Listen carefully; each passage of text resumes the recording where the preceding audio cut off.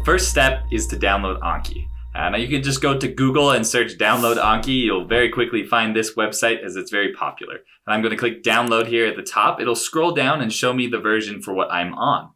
Something important to note is that there is an iPhone and Android version. The iPhone version does cost money. The Android one is actually run by a different set of people, but it is free and open source.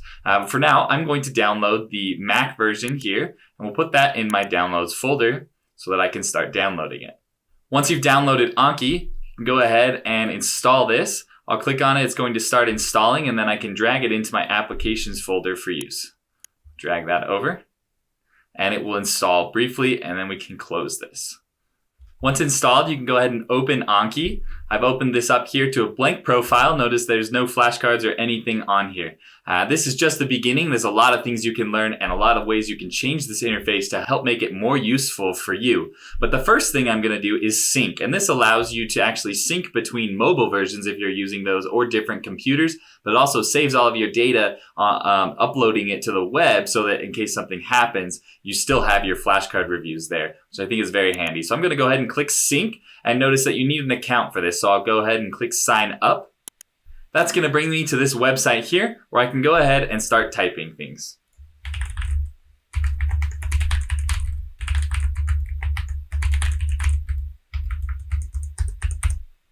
And I'll click sign up. After you've signed up for an account, you just go back to Anki and sign in with the same account. And click OK. The next thing you'll want to do before you're adding any flashcards is change all of the settings. So I'm going to go into the Anki preferences and change things to how I like them. I personally prefer it in night mode, but I won't change that for now. I will change multiple of these things.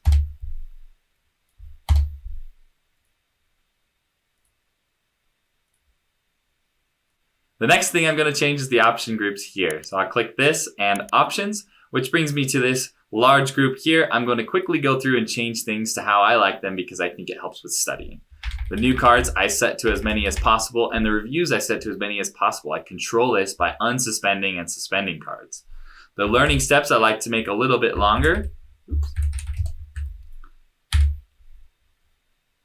Change a bunch of these values here. And this is all just by trial and error that I have learned these settings seem to work a little bit better for most people.